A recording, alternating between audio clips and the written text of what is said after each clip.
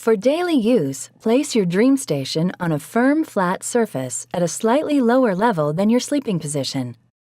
Make sure the device is plugged in and that air can flow freely around it. Put on your mask and headgear. If you have questions about your mask, please refer to the mask instructions. Connect the tube to the device and mask. Press the therapy button on top of the device to turn on the airflow and begin therapy. The current delivered pressure will display on the screen. If necessary, adjust the mask so that no air leaks into your eyes. DreamStation has a ramp feature that your home care provider may have enabled.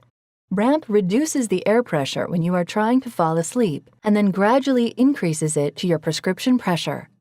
To stop or restart Ramp, simply press the Ramp button. You can do this as often as you like during the night. In the morning, when you are finished with your therapy, press the on-off button.